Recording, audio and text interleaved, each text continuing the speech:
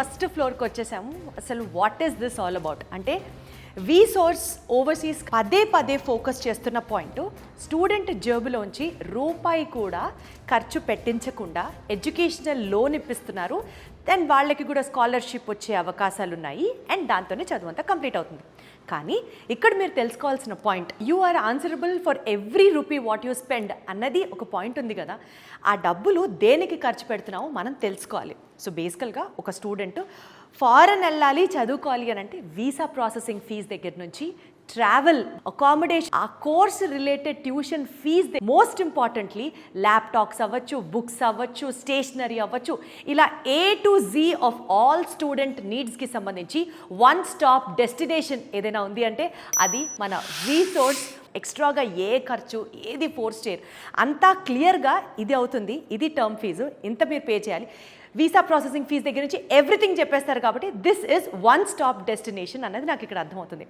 And ఇప్పుడు మనం ఉన్న ఈ ఫ్లోర్ ఏదైతే ఉందో this is all the counselling floor అనమాట.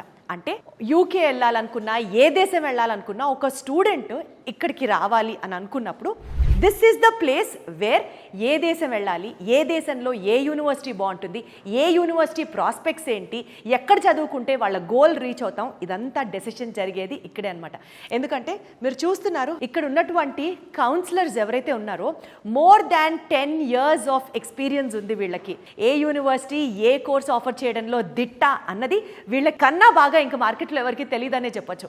అందుకనే ఏ యూనివర్సిటీలో ఏ కోర్స్ తీసుకుంటే స్టూడెంట్కి ఏ లైఫ్ సూపర్గా ఉంటుంది అన్నది ఈజీగా మన డెసిషన్ని సింప్లిఫై చేయడానికి you have to come to this floor. And ఇక్కడ ఉన్నటువంటి ఇంకొక స్పెషాలిటీ ఏంటంటే పేరెంట్స్ కూడా ఇక్కడ స్టూడెంట్స్తో పాటు వచ్చి వాళ్ళ యొక్క స్కోర్ని బట్టి, వాళ్ళ యొక్క గోల్ని బట్టి, వాళ్ళ యొక్క ఫర్దర్ ఎడ్యుకేషన్ ఏ రకంగా కొనసాగించాలి అని తెలుసుకోవడానికి ఇక్కడ కౌన్సిలర్స్తో మాట్లాడుకొని మొత్తం ఒక డెసిషన్ మేక్ చేసుకున్న తర్వాత ఫినాన్షియల్స్ అన్ని ఇందాక మనం మాట్లాడినట్లుగా కింద ఫిన్టెక్ వెళ్ళాం కాబట్టి అక్కడ ఎక్స్ప్లెయిన్ చేయడం జరుగుతుంది. సరే లోన్ ప్రాసెసింగ్ ఈజీ అవుతుంది, వీసా ప్రాసెసింగ్ ఈజీ అవుతుంది, వీళ్ళు అవైలబుల్గా ఉన్నారు, ఇంతవరకు ఓకే. కానీ 24/7 రెస్పాన్సివ్గా ఉన్నారు అన్నది మాత్రం నిజంగా ఇక్కడ అండర్లైన్ చేసుకోవాల్సిన పాయింట్. ఎందుకంటే ఎవరికైనా సరే గబుక్కుని ఒక డౌట్ వస్తుంది, ఒక ప్రశ్న అడగాలనిపిస్తుంది. Any time you have a doubt and they are there to help you. అంతకంటే అష్యూరెన్స్ నాకు తెలిసి like if I was in that position I would expect the same thing అనిపిస్తుంది నాకు. అంత అష్యూరెన్స్ కల్పిస్తున్నటువంటి ఈ రీసోర్స్ నిజంగా స్టూడెంట్ లైఫ్ని ట్రాన్స్ఫార్మ్ చేయడంలో ఓ మోస్ట్ ఇంపార్టెంట్ రోల్ ప్లే చేస్తుంది అని మాత్రం నాకు చెప్పొచ్చు.